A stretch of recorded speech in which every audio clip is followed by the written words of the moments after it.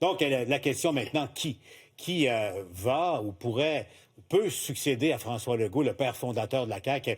Marianne, il y a plusieurs noms qui circulent depuis un petit moment déjà, mais il y a plusieurs ministres qui, en principe, sont sur la ligne de départ.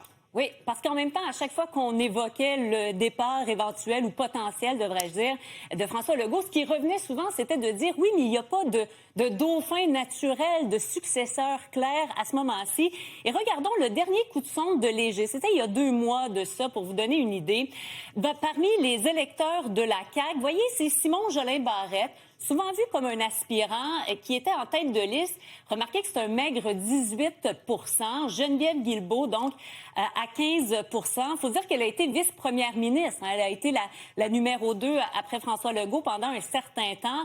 Bon, ce qu'on nous dit, c'est qu'il y aurait de ses collègues qui seraient prêts à se battre à ses côtés. Donc, ça pourrait être une équipe là, qui pourrait assez rapidement se mettre en branle derrière la candidature de Geneviève Guilbeault, dis-je bien, et non pas Legault, donc à suivre. Christine Fréchette, qui est devenue une super ministre au départ de Pierre Fitzgibbon. Est-ce qu'elle veut être première ministre éventuellement à voir? Bon, Guy Cormier a été assez clair, là, comme quoi il n'était pas intéressé à court terme. Il avait été sondé à l'époque. Sonia Lebel est à 6 Bernard Drinville, maigre 1 Mais je veux qu'on regarde également parmi la population en général, parce que ça, ce sont les électeurs qui disent voter pour la CAQ. Mais parmi les gens en général, donc au Québec, les répondants de ce sondage léger, voyez, Simon Jolin-Barrette n'est plus à 18, mais il est à 10 Même score pour Geneviève Guilbeault. Est-ce que dans la population en général, le fait d'avoir été associé au troisième lien, ça pourrait lui nuire? On verra. Sonia Lebel score mieux parmi la population que parmi les caquistes. Maintenant, si les gens pensent à elle, est-ce qu'elle y pense vraiment? Ça aussi, c'est à suivre. Voyez, Bernard Drinville et Guy Cormier. Donc, si on récapitule, Paul, regardons là, qui pourrait réalistement être potentiellement intéressé à devenir successeur de François Legault. Donc, les noms dont on parlait. Et on ajoute Éric Girard, le ministre des Finances actuel, qui, semble-t-il, pourrait être intéressé au poste.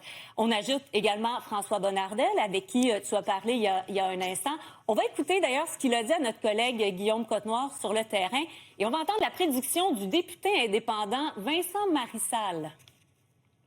Il y a une course à la chefferie pour la CAQ là, qui va se mettre en branle. Vous n'avez pas totalement fermé la porte là, peut-être être candidat. Non, mais il est trop tôt pour poser cette question. On pourra y répondre dans les prochains jours quand le parti aura défini les statuts de cette prochaine course. Mais vous ne fermez pas la porte complètement. Ça sera évalué. Si j'avais à gager un petit 2 en ce moment, je dirais que ça peut se jouer avec certainement Sonia Lebel. Je n'exclurais pas France-Hélène Duranceau, qui a certainement des ambitions puis dont la cote a monté un peu récemment. Est-ce qu'on devrait ajouter un point d'interrogation ici, potentiellement? Est-ce qu'il pourrait y avoir un candidat non élu également qui veulent se porter à la succession de François Legault? On sait qu'on l'avait vu avec PSPP pour le Parti québécois. Ça devrait être le cas au Parti libéral. Mark Carney, exemple également du fédéral. Chose certaine, et Alain nous le disait, là, ça risque de se faire rapidement. Là. Il faudra que les intéressés se positionnent assez vite parce que dès ce soir, rencontre au sommet à la CAQ. On veut commencer à déterminer les règles de la course. Là. Combien d'argent ça va prendre, combien de temps cette course-là, combien de signatures, etc., etc. La CAQ, qui semble-t-il, veut avoir un chef rapidement. Merci, Marianne. Regardons ce tableau-là, là, ça vaut la peine. Revenons à ces photos et je veux vous entendre. Mario, d'abord, bon, Éric Girard, le ministre des Finances, moi, j'entendais depuis un petit moment. À un moment donné, il pensait quitter, mais il y a de l'ambition, il aime plus ça, la politique, qu'il pensait. Mais ce que j'entends, moi, Mario, c'est que Éric Girard et Christine Fréchette, là, c'est un tandem. Là. C'est un ou l'autre. J'entends pas parler de beaucoup d'appui là, pour M. Girard. Puis évidemment, lui, on parlait, tous les ministres peuvent traîner un dossier difficile. Bon, Mme Guilbeault, il y a la SAC, puis il y a le troisième lien. Dans le cas d'Éric Girard, tu sais, t'es ministre des Finances des ministres des Finances d'un parti de comptables. Tu as fait le plus gros déficit dans l'histoire du Québec. C'était une carte de visite là, qui plus la décote. Terrible. Ouais. C'est pas impeccable. Une décote, oui, c'est ça. Hein? Bon, mais j'entends que, bon, l'aile économique gravite beaucoup autour de Mme Fréchette. Emmanuel, Sonia Lebel. Moi, ce que j'entends, c'est que Mme Lebel, il y a des gens qui aimeraient beaucoup qu'elle se porte candidate, mais plus que elle. Elle est plus ou moins intéressée. Entends-tu la même chose? Oui, c'est à peu près ça. Je pense que Mme Lebel s'est jamais présentée comme étant une aspirante chef. C'est une politicienne qui a toujours été très confortable là, dans son rôle de loyal second. Maintenant, des fois, ça prend une organisation, des pressions, une relecture du jeu politique et de l'échiquier là, pour changer d'idée et voir si on est capable de tirer son épingle du jeu. C'est sûr que depuis qu'on l'a vue déplacer à l'éducation, elle s'est immensément effacée. C'est pas donc elle a pas joué la politicienne qui veut rester dans l'imaginaire public pour garder son étoile bien en vie là, tu comprends? C'est comme si elle avait presque disparu là, des cartons depuis l'automne dernier. Donc ça laisse pas présager une femme qui avait vraiment des grandes aspirations pour prendre la tête du parti. Et on entend que son taux de bonheur par minute vécue lorsqu'elle est passée à l'éducation avait baissé. C'était pas son. Gravement. Ouais, c'est ça. C'était pas son premier choix. Philippe Vincent, revenons au tableau là, des candidats et candidates potentiels. Arrivons à Geneviève Guilbeault et Simon Jolin Barrette. Ça risque, si jamais les deux se lancent, attention, ça va être métal sur métal, comme disait Jean. Geneviève Guilbeault, on raconte que des gens autour d'elle sont déjà actifs depuis un moment. Mais oui, sauf que ça va être difficile pour Mme Guilbeault. Là. Moi, j'entends que dans le caucus, il y a beaucoup de gens avec qui ça va être difficile, n'aura pas d'appui ou peu d'appui. C'est ce qu'on me dit parce que c'est difficile. Dans la population, il y a une certaine fatigue aussi de Mme Guilbeault. Dans sa région, à Québec, elle porte le troisième lien. Même s'il n'y a rien là, sur la SAAQ qui sort, qui pourrait la blâmer, ça reste que son mandat va avoir été difficile. C'est une bonne communicatrice. Est-ce qu'elle incarne vraiment le changement ou elle est plus dans la continuité de la continuité?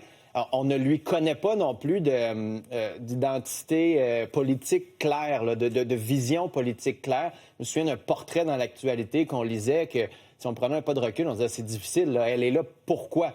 Sinon que pour sa propre ambition. Donc, ça n'avait pas beaucoup aidé sa propre personnalité politique. Tandis que Simon Jolin Barrette, oui, ça serait vraiment la suite, je l'ai écrit là, dans une chronique lorsqu'il a présenté sa constitution comme le successeur de François Legault, au niveau du moins de ce nationalisme-là. Ouais. Est-ce qu'il a ce qu'il faut en termes soit de charisme, d'identité économique aussi, quoique dans le parti, il reste encore un peu d'aide. Moi, c'est pour ça que Sonia Lebel, je trouvais qu'elle c'était celle en ce moment qui cochait peut-être le plus de cases comme étant une chef potentielle avec un potentiel de croissance important.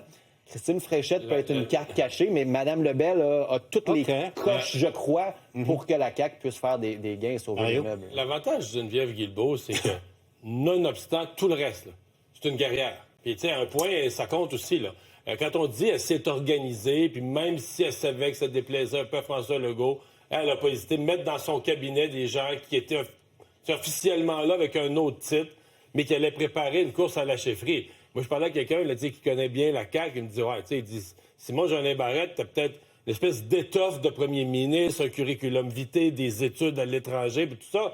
Mais il n'y a pas le côté guerrier, là, lui, s'organiser, jouer du coude d'en face de l'autre, mais des choses malheureuses, mais qu'il faut faire des fois pour gagner. Jouer comme les Capitals de Washington. Ouais. C'est ça.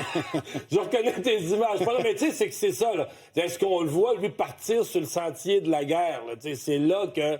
faudrait que vraiment des gens l'appuient, puis le prennent, puis le portent. Là. Je vous écoute, Emmanuel, on résume rapidement, on revient à ça. C'est une course qui va être ouverte. C'est bien malin celui ou celle qui peut prédire. Là. Mais non, c'est sûr, il n'y a pas de dauphin naturel. Puis regarde les forces en présence. On a une guerrière, mais qu'on ne sait pas c'est quoi ses idées. Donc, avec des questions sur le contenu. On a le roi du contenu qui a une vision politique très claire, etc., mais qui n'est pas un organisateur naturel. Puis, on a les deux autres femmes qui incarnent la compétence, la loyauté, ce que la CAQ a finalement offert de mieux, là, Mme Lebel, Mme Fréchette, mais qui sont pas non plus des machines politiques, là, tu sais, à gagner des congrès. Donc, ça laisse ça très, très ouvert. Puis, est-ce qu'il y a d'autres joueurs qui vont se mêler à ça? C'est sûr, mais ça illustre aussi, cependant, que c'est pas clair c'est quoi la coalition Avenir Québec sans Legault? C'est un parti de centre? C'est un parti nationaliste? C'est un parti interventionniste au niveau de l'économie? C'est un parti qui veut réduire la taille de l'État? Mais tu as raison. Plus. Le Parti libéral a un peu la même caractéristique, là, selon le chef. Pourrait se rapprocher de l'idéal nationaliste. Peut-être que sur l'immigration, il va y avoir une différence, parce que les différences vont être assez grandes pour offrir deux choix distincts. Je veux dire que c'est un parti nationaliste de centre-droit. Le Parti libéral pourrait se dire nationaliste, mais il va quand même vouloir garder ses 25 comtés anglophones, allophones, etc. Nationaliste, mais sans toucher à... Enfin, alors, en musique, on dirait qu'il est toujours obligé d'être nationaliste bémol, là, alors que la CAQ peut être nationaliste dièse. Il disait Bourassa, M. Brouillard. Mais c'est ça. Mais M. Bourassa a tout fait aussi, puis quand est arrivé le minuit moins une, c'était M. Bourassa. Il n'a pas posé les gestes. Mais j'allais dire, dans la course, quand même, parce qu'on a dans le tableau François Bonnardel, qui a dit qu'il était en réflexion. Moi, sincèrement, je doute. Je connais bien François. C'est pas impossible qu'il se présente. Je doute qu'il se voit comme le prochain chef de la CAQ. Mais il y en a un ou deux comme lui, là, des gens vraiment influents, vraiment aimés, respectés dans la gang, et qui pourrait dire une expression, le kingmaker. Là, celui faiseur de roi. C'est ça. Celui dont l'appui fait la différence. Celui dont l'appui amène une gang dans le caucus, amène des militants, amène de la crédibilité. Alors, j'en vois quelques-uns comme lui dont l'appui pourrait être crucial. Et on le disait, ça joue peut-être au cours des 48 prochaines heures, enfin, jauger les premiers appuis. Évidemment, comment et quand ça va se passer, là, tout le monde a ces questions-là en tête. Proposition.